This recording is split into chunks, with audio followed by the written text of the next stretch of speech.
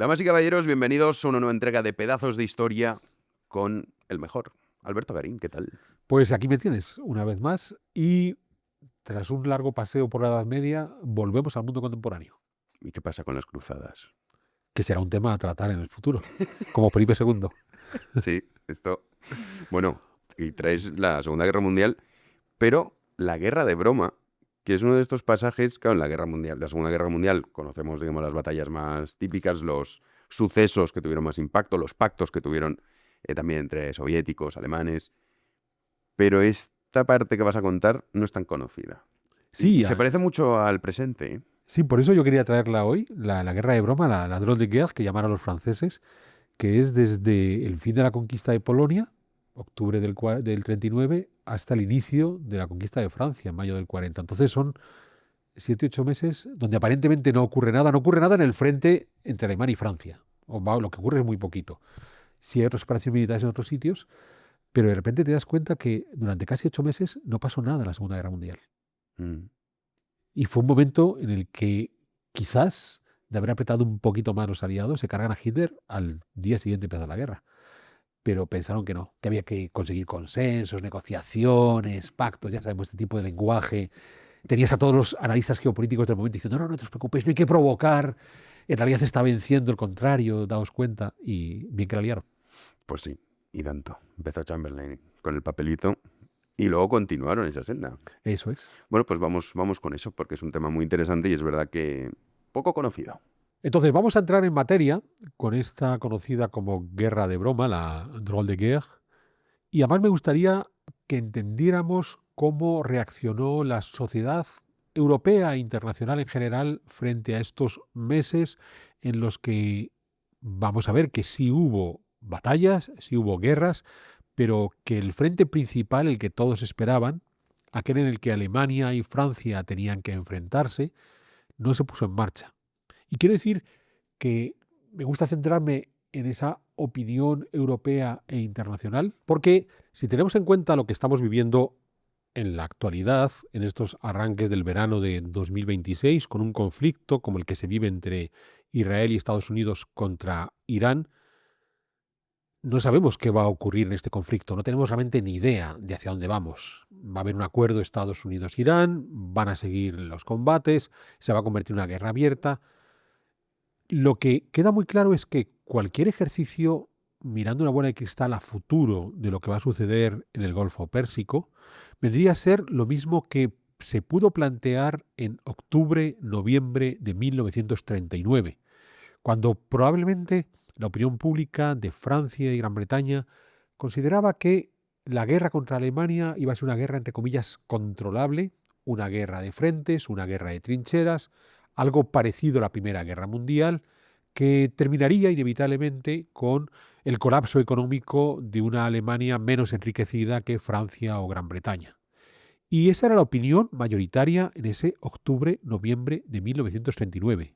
Qué lejos de lo que realmente ocurrió a partir de mayo de 1940. Recapitulemos. La guerra comienza el 1 de septiembre de 1939, cuando la Alemania de Hitler decide invadir Polonia. Como respuesta a esa invasión y fruto de una alianza que tienen franceses y británicos con los polacos, Francia y Gran Bretaña le declaran la guerra a Alemania el 3 de septiembre de 1939. En ese momento pareciera que estamos replicando la situación vivida en el verano de 1914, solo que en lugar de ser Bosnia el punto de origen, en este caso es Polonia el punto de origen del conflicto entre los aliados, Francia, Gran Bretaña y Alemania. Es muy llamativo el hecho de que en ese momento, cuando Hitler envía la mayor parte de su ejército a conquistar Polonia, la cantidad de divisiones de las que disponía Alemania en la frontera con Francia era aproximadamente la mitad de las divisiones que disponía la propia Francia al otro lado de esa línea fronteriza. Unas 90, 100 divisiones por parte de Francia, unas 45, 50 divisiones por parte de Alemania, y además, digamos, las peores divisiones alemanas, porque las mejores estaban combatiendo en Polonia. Y a ese casi centenar de divisiones francesas había de añadirse el cuerpo expedicionario británico, que son otras cuantas divisiones más. hasta el punto de que, como parece claro y evidente que hay una manifiesta superioridad del ejército aliado franco-británico sobre el alemán, el 7 de septiembre se lanza la ofensiva del Sarre, comandada por el generalísimo francés Maurice Gamelin, si lo leyéramos en español. Entonces, Gamelin es un hombre muy cuidadoso, muy cauto, lanza mucho reconocimiento antes del avance de sus tropas, no quiere grandes pérdidas, tiene en su cabeza el recuerdo de las miles de bajas de la Primera Guerra Mundial y, a pesar de todo, su ejército consigue avanzar en esa frontera entre Francia y Alemania, en esa región del Sarre, hasta el punto de que, en general, llegan a introducirse hasta 8 kilómetros dentro del territorio alemán y, en algunos casos, hasta 20 kilómetros de ese territorio alemán. ¿Qué hubiera sucedido si Gamelin no detiene sus tropas? Pues que quizás ahí podía haber acabado la Segunda Guerra Mundial, porque la capacidad de resistencia de Hitler era muy limitada, insisto, teniendo la mayor parte de su ejército colocado en el frente oriental de Polonia. Tendría que haber hecho una vuelta ahí, regresar todas las divisiones de Polonia, pero ya con un frente abierto, con resistencia polaca y demás. ¿Qué va a suceder? Pues va a suceder un giro inesperado de guión que se nos suele olvidar y del que ya hemos hecho referencia cuando hicimos un pedazo de historia sobre el pacto germano-soviético de agosto de 1939, cuando los dos líderes europeos aparentemente irreconciliables, Hitler y Stalin, firmaron un pacto de amistad que, entre otras cosas, motivó que el ejército soviético, a mediados de septiembre de 1939, invadiera Polonia. Claro, aquí se genera un singular desequilibrio. Si la Unión Soviética ha invadido Polonia, ¿la Unión Soviética es aliada de Alemania? Si Francia y Gran Bretaña han declarado la guerra a Alemania y la Unión Soviética está colaborando con Alemania, ¿Francia y Gran Bretaña tienen que declarar la guerra a la Unión Soviética? ¿O si declaran la guerra, están en guerra con la Unión Soviética? Fíjense, como conocemos lo que va a suceder al final, como conocemos lo que va a suceder en la primavera del 45, cuando se ponga fin a la Segunda Guerra Mundial, en la que Francia y Gran Bretaña y la Unión Soviética y Estados Unidos son aliados, 6 años atrás, al comienzo de la guerra, en ese septiembre del 39, ni siquiera está claro si la Unión Soviética es amigo o enemigo de Francia y de Gran Bretaña. Esa entrada en Polonia de la Unión Soviética va a ser otra de las razones para las que Gamelin decida frenar su ofensiva en el Sarre. E incluso, a los pocos días, hará retroceder al ejército francés a las líneas iniciales, al otro lado de la frontera, en esencia buscando la protección de esa gigantesca línea fortificada que se había construido desde el final de la Primera Guerra Mundial hasta el año 39, que es la línea Maginot. Un conjunto de fortificaciones, de barreras, de nidos de ametralladora, de nidos de cañones, de todo lo que se te puede imaginar, desde Suiza hasta Bélgica, es decir, allá donde tienen contacto físico Alemania y Francia. Una línea Maginot en la que confiaban plenamente los militares franceses para contener cualquier ataque alemán. De modo que Gamelin lo que considera es: vuelvo a mis buenas fortificaciones de la línea Maginot. Quizás Hitler, apoyado por los soviéticos, que no sabemos si son amigos o enemigos, termine por conquistar Polonia y a partir de ahí veremos cómo continuar la guerra. Pero tampoco quiero acelerar demasiado este proceso, no quiero provocar mucho al enemigo. Y esto se ve muy bien cuando, a renglón seguido, en el momento en que los ejércitos dejan de avanzar, en este caso el francés dentro del territorio alemán, comienzan las campañas de bombardeo. Y son las campañas de bombardeo muy medidas. Unas campañas de bombardeo donde, en esencia, lo que va a ocurrir es que Alemania se va a poner a bombardear algunos centros industriales franceses, algunos puertos y poco más. Mientras que los aliados, y en particular la aviación inglesa, en un primer momento sí van a bombardear algunos centros industriales alemanes, algunas instalaciones portuarias, sobre todo en el Mar del Norte, pero en esencia lo que van a utilizar es la aviación para lanzar panfletos. Van a bombardear, metafóricamente hablando, a Alemania, arrojando toneladas y toneladas de papel en el cual indican que Hitler es un canalla, que está metiendo a los alemanes en una guerra imposible, que lo mejor que pueden hacer es acabar con el régimen nazi y de esa manera se soluciona el problema. Digamos que estamos ante la continuación de ese intento de bloquear la guerra con buenas maneras, lo que había provocado el Pacto de Múnich de 1938, donde sobre todo los británicos, con Chamberlain a la cabeza, habían considerado que era posible de alguna manera negociar con Hitler y evitar que la gente muriera en el frente de batalla. Interesantísimo. Ya digo, quiero que hagamos un ejercicio de análisis de la evolución durante esta guerra de broma, durante esta drôle de guerre de comienzo de la Segunda Guerra Mundial, con lo que estamos viviendo hoy. Porque se pensaba que se podía, entre comillas, acabar con la bestia mediante la negociación. Se vio después que ese camino no era viable. Bien, los bombardeos, por tanto, tampoco fueron demasiado intensos, y donde sí va a haber una guerra un poco más acentuada es en el mar. Y en el mar, además, con dos fórmulas completamente distintas. Digamos que buques de superficie Alemania tenía muy pocos, de modo que no se atreve a enfrentarse en esa superficie de partida contra la Royal Navy, que es muy superior a la Armada alemana, pero lo que sí pueden utilizar los alemanes son sus submarinos, que han desarrollado ampliamente y que se van a lanzar a los océanos del mundo a ir capturando los buques mercantes que abastecen sobre todo a la Gran Bretaña. Y esta va a ser, curiosamente, la guerra más larga que va a durar durante toda la Segunda Guerra Mundial, la guerra submarina, porque desde septiembre del 39 hasta mayo del 45 va a haber submarinos alemanes moviéndose por las aguas del mundo entero tratando de destruir buques mercantes ingleses.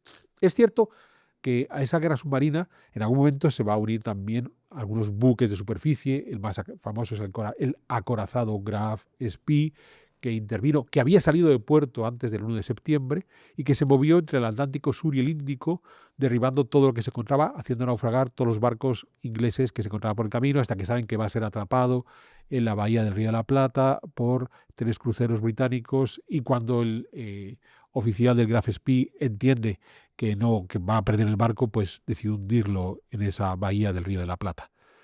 Pero de nuevo, en el caso de la guerra marítima sí que va a ser más intensa, con esas peleas entre los submarinos hundiendo buques mercantes y la flota de superficie británica bloqueando los puertos alemanes, pero hasta ahí. ¿Qué va a suceder entonces?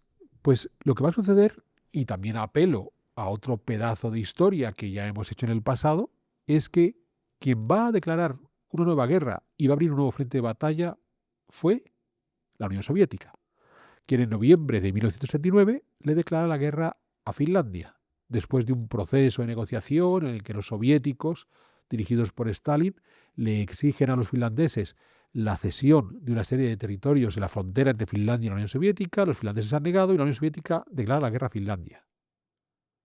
Estamos en noviembre de 1939. Comienza esta guerra, la guerra de invierno. Claro, de nuevo pensemos en la opinión pública internacional. ¿Cuál es la información que está recibiendo? Alemania ha declarado la guerra a Polonia. Una Polonia que, por cierto, para el 6 de octubre ya había caído por completo en manos de alemanes y soviéticos. La Unión Soviética se une a la aventura polaca. Francia y Gran Bretaña le declaran la guerra a Alemania. Acabada la conquista de Polonia el 6 de octubre, algunos tibios bombardeos, guerra marítima, submarina por parte alemana, bloqueo por parte británico y poco más. Parece que no vamos a ir más lejos. Y cuando hay una nueva acción bélica es por parte de la Unión Soviética contra Finlandia. ¿Cuál es la reacción de los gobiernos de la Europa occidental? ¿Declaramos la guerra a la Unión Soviética o todavía no? Y es muy curioso porque sabemos que va a haber voluntarios que acudirán a apoyar al ejército finlandés provenientes de muchos países escandinavos, de la Europa del Este, hay muchos húngaros, pero también hay franceses o británicos. Solo que sus gobiernos oficialmente no están en guerra contra la Unión Soviética. Vean el enredo en el que nos encontrábamos en noviembre de 1939. El único frente de batalla abierto en Europa, otra cosa que ocurría en Extremo Oriente, que allí sabemos que hay una larguísima guerra, la guerra que están enfrentando a China y Japón. Pero el único frente que se queda abierto en Europa es el frente finlandés. Claro, ¿qué es lo que dice la opinión pública de Gran Bretaña y Francia en ese momento? Pues lo que dicen es, 1. No queremos los altísimos niveles de mortandad de la Primera Guerra Mundial. ¿Está claro? Bien. Evitemos, por tanto, esos niveles de mortandad a través de la negociación. Sigamos arrojando toneladas de papel a ver si convencemos a los alemanes de que derroquen a Hitler. Y 3, es posible que con un simple bloqueo económico de Alemania, ya lo está haciendo la flota en los puertos del Mar del Norte, quizás no mañana, sino al cabo de muchos años, Alemania termine por ser derrotada. Al menos no tenemos que perder a nuestros hijos en el frente de batalla. Lo único que tenemos que hacer es enredar con una supuesta negociación, mientras tanto bloqueamos económicamente, pero no vamos a ir al campo de batalla. A que esta música le suena mucho a lo que estamos viviendo en nuestro mundo contemporáneo, donde frente a un enemigo cuyo manifiesto objetivo, y estoy hablando de Irán, es el desarrollo de un programa de armas nucleares que permita destruir a sus rivales de una forma absolutamente masiva. Y ya no estamos hablando solamente de Israel, porque en esta guerra Irán demuestra que si quiere puede atacar sin ningún prejuicio a los países árabes, a Kuwait, a Bahrein, a Qatar, a Arabia Saudí, a los Emiratos, sobre todo los Emiratos Árabes Unidos. Pues bueno, en cierta medida, el punto en el que se encontraban los europeos occidentales en esos finales de 1939 es muy parecido a lo que estamos viendo hoy. Y siempre considerando que, bueno, al final quién sale ganando, quién sale perdiendo. Parece que si Alemania es capaz de aguantar el tipo sin que el bloqueo económico le derrote, a lo mejor Alemania es la victoriosa. O a lo mejor llegamos a la negociación y no sale ninguno victorioso, o todos son victoriosos. Bien, pero sobre todo tenemos que evitar el enfrentamiento. Sabemos lo que ocurrió después. Sabemos que lo que va a ocurrir después son decenas de millones de muertos. Y claro, no podemos jugar a una historia ficticia que hubiera ocurrido si en aquel septiembre del 39, cuando Gamelin envía al ejército francés a invadir Alemania, no se hubiera detenido y hubiera seguido adelante. ¿Habría puesto fin a la guerra ahí? Quizás sí. ¿Habría habido unos cuantos muertos por parte de Francia? Posiblemente muchos. Decenas de miles o cientos de miles. ¿Habría sido muchos menos de los que murieron por la Segunda Guerra Mundial? Probablemente también. Pero claro, nadie tiene una bola de cristal para predecir el futuro. Entonces, como tenemos bolas de cristal, pues lo único que podemos es seguir explicando lo que estaba ocurriendo en esta guerra de broma. Porque esta Unión Soviética, que a la larga, durante esta guerra de broma, es quien se muestra más resolutivamente ofensivo, no solamente había atacado Finlandia, sino que en septiembre y octubre de ese año 39 estableció una serie de acuerdos con las repúblicas bálticas, Estonia, Letonia, Lituania, para el establecimiento de bases militares soviéticas dentro de esos territorios, que fue la primera etapa de imposición de los soviéticos sobre las repúblicas bálticas, que terminaría meses después con la anexión por completo de estas repúblicas bálticas a la Unión Soviética. Bien, la guerra de invierno, como ya tuve ocasión de contar en aquel pedazo de historia dedicado en exclusiva a la guerra de invierno, empezó mal para los soviéticos. Recuerden que el ejército soviético no estaba preparado para el frío finlandés, lo cual es mucho decir. Pues claro, si hay un ejército preparado para el frío son los soviéticos. Pues en Finlandia hace tanto frío en invierno que ni siquiera los soviéticos estaban bien preparados para ese frío. Pero al final sí que se impuso, Goliat en este caso sí se impuso sobre David, y terminaron por derrotar a ese ejército finlandés que tuvo que ceder los territorios que Stalin había solicitado antes del comienzo de la guerra.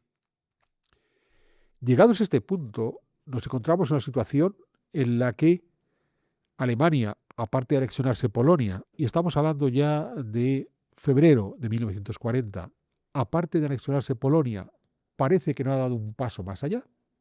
Y la Unión Soviética ha aprovechado el momento para quedarse con parte de Finlandia y prácticamente conquistar Estonia, Letonia y Lituania. Llegados aquí, estamos en ese febrero o marzo, porque la guerra en Finlandia concluye el 13 de marzo, es cuando ya se firma el armisticio.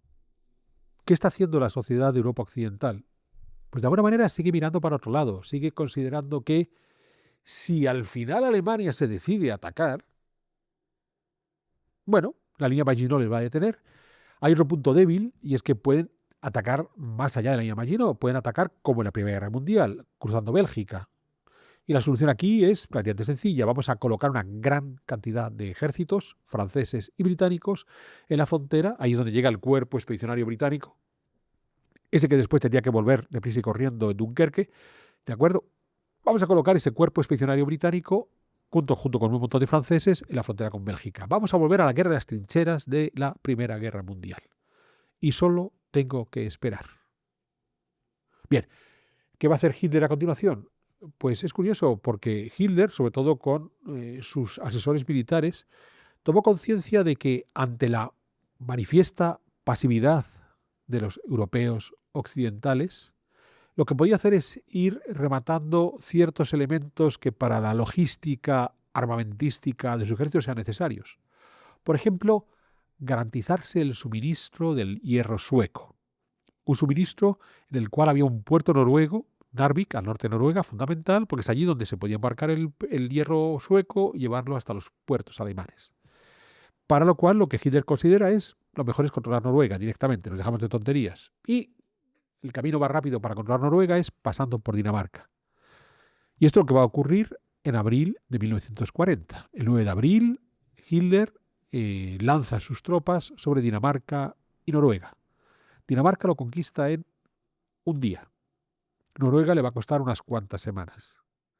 ¿Cuál es la reacción de los gobiernos de Europa Occidental?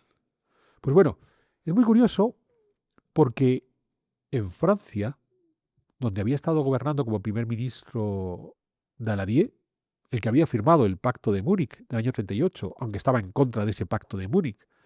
Daladier es conocido porque cuando él regresa a Francia piensa que le van a abuchear por firmar el pacto y le reciben allí, le celebran, ¡no, qué bueno que hemos conseguido la paz! Y Daladier dice, vaya idiotas, Quelcon, vaya idiotas, estos mis ciudadanos que no se dan cuenta de la que hemos hecho con esto. Bien, lo único que hemos hecho es parar un poquito a Hitler que va a seguir adelante. Pues bueno, la indecisión de Francia en la guerra de invierno le va a costar el gobierno a Daladier, que tuvo que salir del gobierno de Francia ante esa incapacidad de Francia por hacer qué. Para los soviéticos le declaramos la guerra, directamente no intervenimos en Finlandia, intervenimos a lo bestia, ¿hacer qué? Y esa indecisión es lo que hace que caiga Daladier y esta va a ser sustituido por Reynaud, que será quien tenga que enfrentarse a la invasión de Francia por parte de Alemania. Pues bien, algo parecido va a ocurrir a Gran Bretaña, pero no en el caso de la guerra de Finlandia, sino de la guerra de Noruega.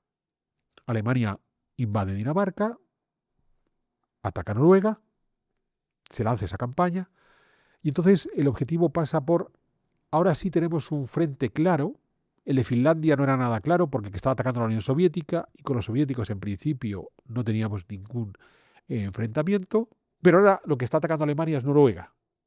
De modo que ahí sí tenemos, digamos, un campo de batalla claro. Y británicos y franceses van a lanzar sus ejércitos a Noruega para tratar de defender, apoyar a los noruegos a defenderse de los alemanes. Es curioso porque aquí ya hay una figura importante que era Churchill. También les invito a que vean el pedazo de historia que hicimos sobre la vida entera de Winston Churchill. Churchill había vuelto como primer lord del almirantazgo, algo así, simplificando mucho, como ministro de la Marina, en el 1 de septiembre del 39, cuando comenzó la Segunda Guerra Mundial, porque Churchill rápidamente entendió que la clave iba a ser el control del mar. Y prueba de ello está en que a la larga el éxito de los aliados en la Segunda Guerra Mundial fue mantener abierta la vía de suministros entre Estados Unidos y Gran Bretaña, o entre Estados Unidos y la Unión Soviética, cuando se hagan aliados estadounidenses y soviéticos, y por supuesto una operación como la del desembarco en Normandía, sin ese control de los mares, habría sido completamente imposible. Churchill ya incluso había llegado más lejos, porque antes del inicio del ataque alemán sobre Noruega, él consideró que era necesario controlar los mares de Noruega para evitar esa invasión. Incluso llega a situar algunas minas submarinas frente a las costas de Noruega, generando cierta polémica por parte de los noruegos.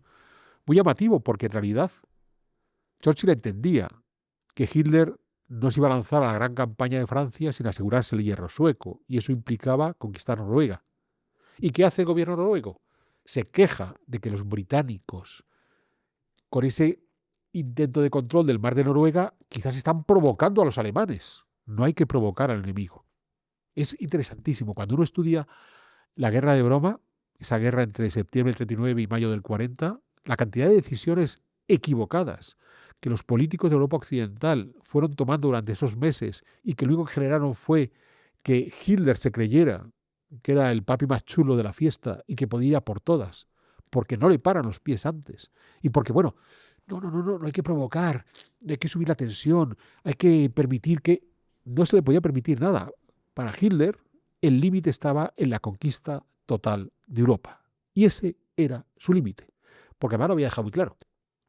Necesitaba ese espacio vital para los alemanes e iba a llegar hasta donde fuera para conseguir ese espacio vital. No se ocultaba. Pero a pesar de todo, tenemos una serie de gobernantes que los noruegos se quejan de que los británicos están situándose en el mar de Noruega y por tanto están violando sus aguas. En lugar de pensar, joder, menos mal que los británicos están empezando a movilizarse para apoyarnos y de esa manera frenar esta invasión. Pues bien, la cosa es que tampoco lo consiguieron.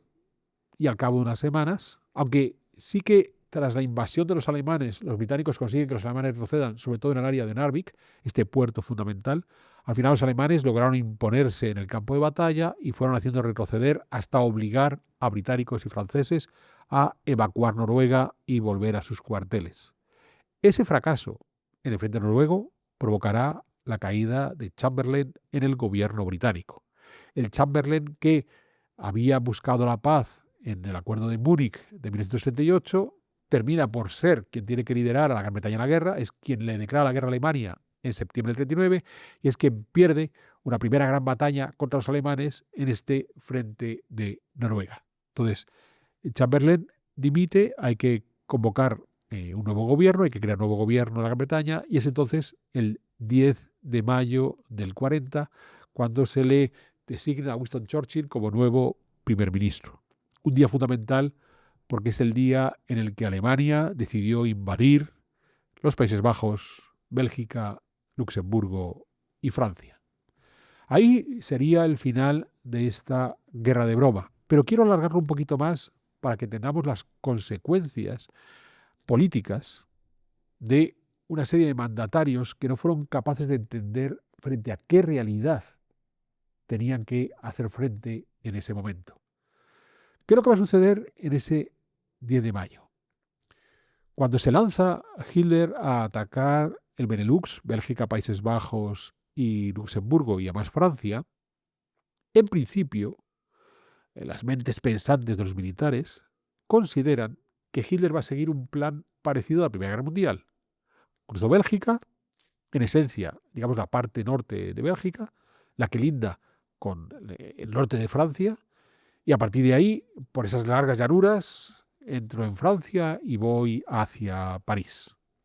El ataque a los Países Bajos no era estrictamente necesario. Los Países Bajos durante la Primera Guerra Mundial habían sido neutrales, hasta el punto de que el Kaiser Guillermo, aquel que había provocado la Primera Guerra Mundial, se exilió al final de la Primera Guerra Mundial en los Países Bajos, y cuando los ejércitos alemanes invaden los Países Bajos, se encuentra a su Kaiser exiliado y morirá durante la ocupación alemana de los Países Bajos, morirá pues de viejo, ¿vale? Bien, cuando se lanzan a través de Bélgica, la idea es fácil. Vamos a detenerle en incluso como la Primera Guerra Mundial, a lo mejor hasta en el territorio belga. Y ahí le voy a detener. Y ahí tenemos al gran generalísimo francés, a Maurice Gamelin, que dice, esto está bien, no os preocupéis, aquí vamos a parar el golpe. Es cierto que como alternativa, el ejército alemán, siguiendo el plan establecido por Manstein, uno de los grandes generales de la Segunda Guerra Mundial, encontró una solución diferente. Era obvio que el único lugar por el que no se podía atacar era la frontera entre Francia y Alemania, porque estaba la línea Maginot. Prácticamente imposible de saltar la línea Maginot. Pero si mandamos a un montón de divisiones a esta parte de Bélgica que linda con el norte de Francia, que es la estrategia de la Primera Guerra Mundial, lo que van a hacer franceses y alemanes es movilizar buena parte de sus recursos para detener, franceses y británicos, para detener a los alemanes en el mismo punto en el que lo habían detenido en la Primera Guerra Mundial. Y eso va a generar un singular vacío entre la línea Maginot y ese frente de batalla de la Primera Guerra Mundial. Y ese vacío es muy famoso porque es donde se encuentra el bosque y las colinas de las Ardenas. Y es por ahí, por ese bosque y colinas de las Ardenas, por donde Manstein va a mandar la mayor parte de su ejército, comenzando por las divisiones de blindados, las divisiones de Panzer. Es decir, la operación de atacar por el frente que se había abierto en la Primera Guerra Mundial fue una operación de distracción con objeto de que ingleses, británicos y franceses se movieran hacia allí siguiendo las pautas de esa Primera Guerra Mundial. Porque el ataque realmente importante es el que se va a efectuar por el sur de Bélgica, por las Ardenas. Interesantísimo. En 1940, los alemanes explicaron a los aliados que el punto débil en esa frontera eran las Ardenas. Pues no lo olviden. A finales de 1944, cuando ya se ha provocado el desembarco en Normandía y los aliados avanzan imparables hacia Alemania, tuvieron un parón porque los alemanes volvieron a atacar por las Ardenas. Demostración de que a lo mejor el alto mando aliado no le quedó muy claro que las Ardenas es un sitio que hay que controlar porque si no se te cuelan por allí los ejércitos enemigos. Bien, lo que hacen es que lanzan sus divisiones de Panzer por las Ardenas, ahí es donde están dirigiendo esas divisiones de Panzer otros generales alemanes tan famosos como Guderian o Rommel. Y lo que van a hacer es, entonces, tenemos una Bélgica que se apoya sobre Alemania, un montón de ejércitos británicos y franceses en la parte superior, en el norte de Francia, y por detrás se le van a colar las divisiones de Panzer. En 4 o 5 días llegarán hasta Sedan, en un avance a una velocidad inaudita, y a continuación lo que hacen es que van a seguir avanzando para llegar hasta la costa del Canal de la Mancha, donde llegarán para el 25 creo que es, en Abbeville, en 15 días llegan a la costa del Canal de la Mancha. ¿Qué han provocado con eso? Lo que han provocado con eso es que han dividido los ejércitos aliados. Tienen embolsados entre las divisiones que habían comenzado invadiendo los Países Bajos y Bélgica y todas estas divisiones de Panzer que han venido por detrás, en medio se ha quedado todo el cuerpo expedicionario británico y parte del ejército francés. Y al otro lado de esas divisiones de los Panzer, lo que vamos a tener es al resto del ejército francés, buena parte del cual no estaba situado en este área, digamos, del nororiente de París, sino en la línea Maginot. O sea, no se les desplazó rápidamente. O sea, cuando vieron que los alemanes entraban en esta guerra relámpago, en esta Blitzkrieg, a rodear a todo el ejército británico y francés que estaba en la frontera de Bélgica, en lugar de movilizar rápidamente a la gente de la línea Maginot para precisamente embolsar ellos a su vez a las divisiones de Panzer, la cosa se movió muy lentamente.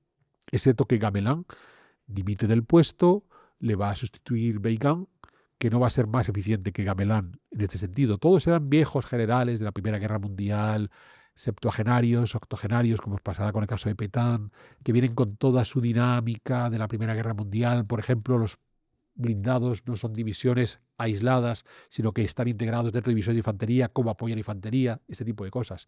Y es muy curioso, porque cuando los Panzer rodean al ejército británico, estos Panzer, ya digo, comandados por Guderian o Rommel, hay creo que es, no me acuerdo si es coronel o teniente coronel francés, que él sí quiere organizar una división de blindados con las que contrarrestar este rápido avance de los alemanes.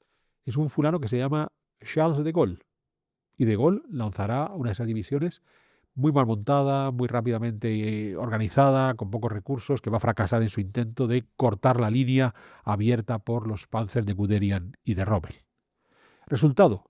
Pues el resultado está en que van a quedar embolsados buena parte de todo el cuerpo expedicionario británico y parte del ejército francés entre las divisiones que vienen de Países Bajos y Bélgica y los Panzer que les han rodeado por detrás. Entonces, claro, llegados aquí, tenemos una de las operaciones, Jano, más conocidas de la Segunda Guerra Mundial en estos comienzos, que es la operación, Hombre, Dunkerque.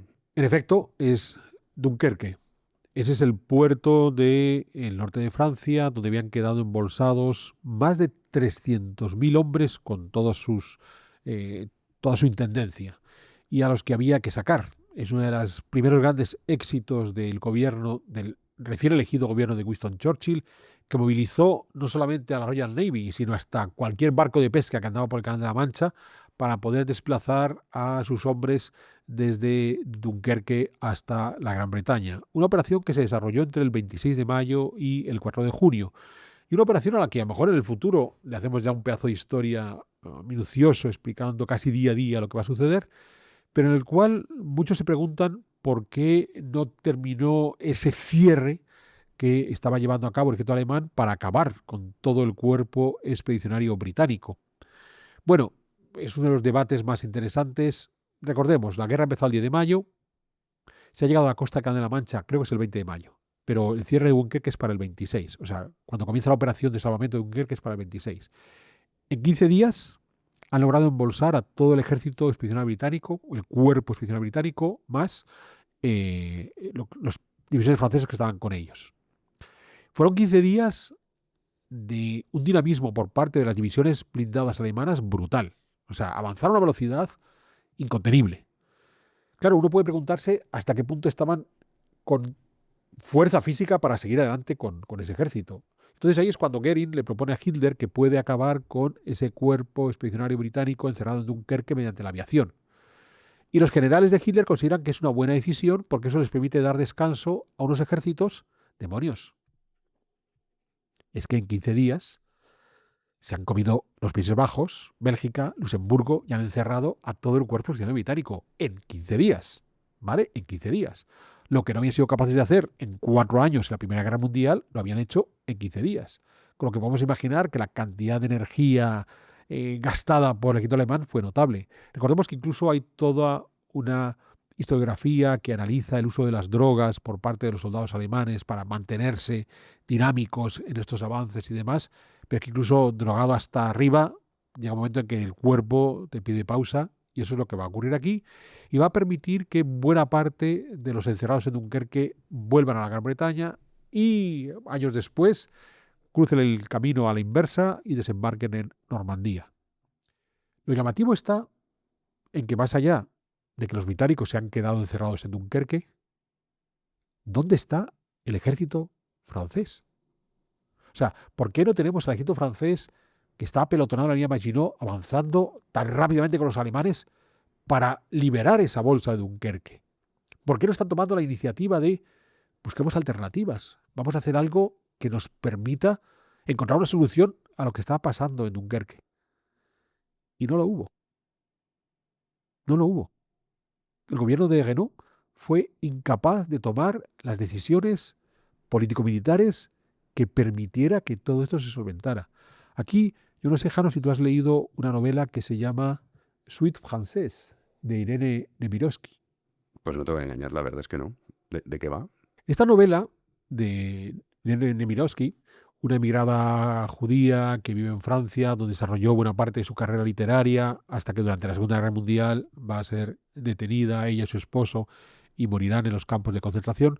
Pues bueno, esta novela, a pesar de ser una novela, el relato es interesantísimo porque hay una primera parte de la novela donde cuenta la huida de los parisinos de París ante la llegada de los alemanes.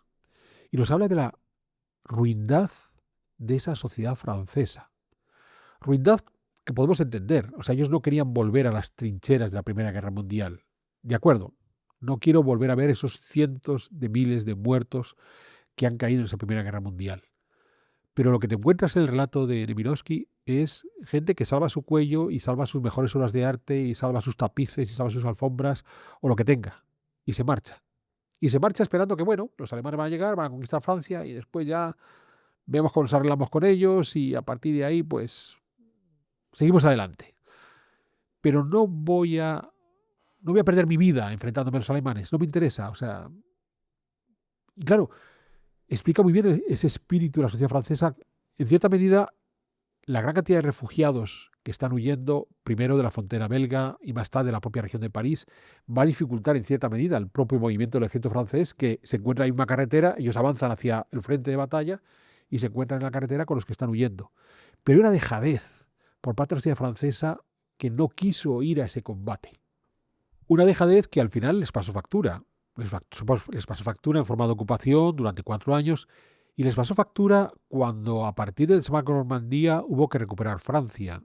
Y los franceses, a pesar de todo, pusieron un montón de muertos. Pusieron algunos muertos de lo más extraños. Por ejemplo, cuando antes del desembarco de Normandía los aliados tienen que bombardear determinadas posiciones en el área de Normandía y hay muchos franceses que van a morir bajo las bombas de sus aliados. Pero ¿por qué hay que bombardear? Para limpiar el terreno y que los ejércitos puedan desembarcar.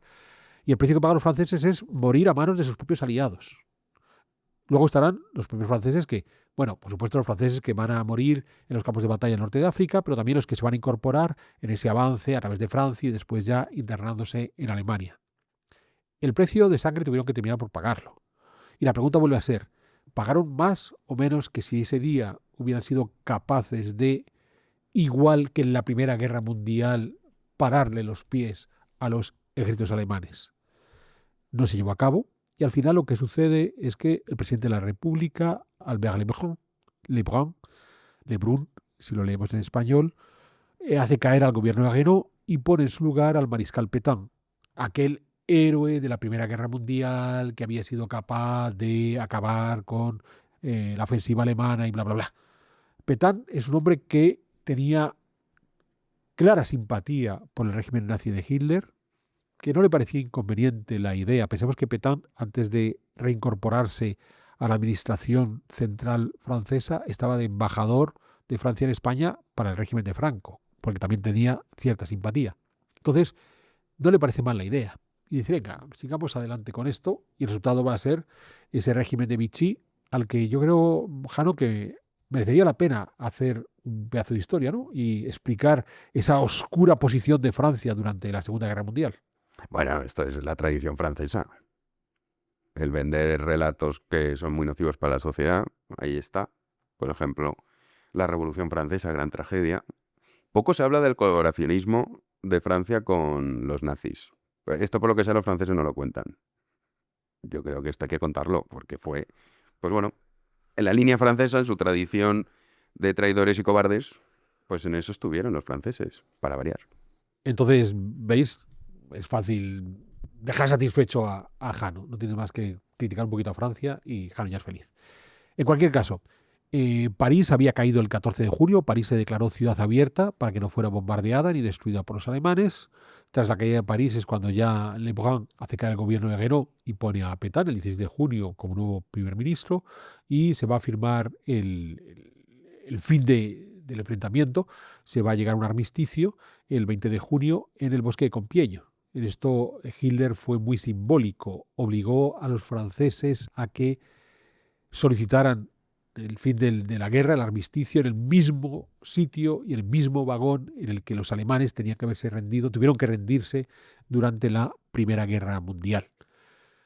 Al final, la guerra de broma, que había durado durante 7 meses, 8 meses, desde octubre de 1939 hasta comienzos de mayo de 1940, tuvo unas consecuencias nefastas, y sobre todo para uno de los dos grandes aliados de Europa Occidental, que es Francia, y es que Francia se hundió en 6 semanas. Ya está, 7 semanas, ¿vale? Ojo, hay otro frente de batalla, que es el que se sitúa en la frontera entre Italia y Francia. Mussolini aprovecha para declarar la guerra a Francia y trata de invadir Francia. Y allí los ejércitos franceses sí fueron capaces de detener a las tropas italianas, lo cual demuestra que el ejército francés, lejos de ser incompetente, sabía cómo funcionaba la guerra. Y sin embargo, las buenas acciones en la frontera con Italia no se llevaron a cabo en otros lugares. ¿Qué va a provocar esa caída de Francia? Pues va a provocar que de repente nos plantábamos en junio de 1940 y lo que vamos a encontrarnos en Europa es una Europa donde el único país que está en disposición de hacer frente a Alemania es la Gran Bretaña, gobernada por Churchill, donde podría haber ocurrido que se sentaran a pactar y ahí se acaba la Segunda Guerra Mundial y resuelto. Y se impone un modelo similar al de los nazis alemanes por toda Europa. Pero es que se nos ha olvidado al otro contendiente que se había movido en aquella guerra de broma en aquellos meses, que era la Unión Soviética. ¿La Unión Soviética se quedó paralizada? No. Es muy curioso porque aprovechando la hecatombe de los ejércitos aliados en Bélgica, Países Bajos, Luxemburgo y sobre todo en Francia, la Unión Soviética pasó a anexionarse, ahora sí, las repúblicas bálticas, Estonia, Letonia y Lituania, y además la Besarabia, que era un territorio fronterizo entre Rumanía y la Unión Soviética. En esencia, lo que hoy es la República Moldava. Interesantísimo, porque Stalin seguía jugando sus bazas mientras en Occidente los aliados veían cómo las cosas le iban mal contra los alemanes. Claro, sentémonos a pensar qué podía creer un europeo occidental en aquel junio de 1940. Hitler se ha hecho prácticamente dueño de toda Europa. Directamente controla Polonia, Dinamarca, Noruega, Países Bajos, Bélgica, Luxemburgo, Francia, más lo que ya había conquistado antes, Austria, Checoslovaquia. Enfrente, con declaración de guerra oficial, solo está la Gran Bretaña. Y más allá, en la Europa Oriental, tenemos una Unión Soviética que ha aprovechado para comerse un pedazo de Finlandia, un pedazo de Rumanía, Estonia, Letonia, Lituania. Claro, llegados a ese punto es donde, por ejemplo, se hace más grande una figura como la de Churchill, que se encabezonó en decir, pues a pesar de todo, vamos a derrotar a los alemanes. Y aquí es muy llamativo, porque si al comienzo de la guerra de broma, de la Drôle de Guerre, en octubre de 1969, la opinión internacional tenía clarísimo que no hacía falta volver a las trincheras. Una pequeña negociación se cede un poco aquí y allá. Insisto, una situación parecida que hemos vivido hoy con esta guerra que estamos teniendo en el Golfo Pérsico. Al final de la guerra de broma, tras la caída de Francia, la situación parecía también evidente. Chico, ha ganado Alemania. Mejor nos retiramos, dejamos de pelearnos, asunto resuelto. Ha ganado Alemania y ha ganado la Unión Soviética. Nos retiramos y asunto resuelto. Pues bien, como sabemos, ese no fue el caso, sino que lo que vino después serían otros 5 años de una brutal guerra que fue la Segunda Guerra Mundial. Y hasta aquí, Jano, lo que quería compartir sobre esta guerra de broma. Pues súper interesante, la verdad, Alberto. Me ha gustado mucho. Siempre me gustan tus pedazos de historia, pero el de hoy me parece que has tocado muchas cosas que se acercan mucho al presente que vivimos y cómo podría haber cambiado la historia. Sí, cómo podría haber cambiado la historia desde el momento en que sí que había gentes, como hemos contado en el programa, Churchill, que eran conscientes del peligro de Hitler.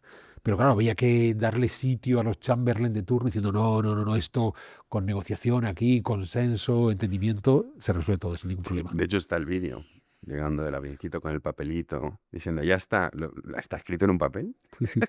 Bueno, esto pasa mucho, ¿eh? El positivismo en nuestros como está en un papel ya sí. está todo resuelto. Sí.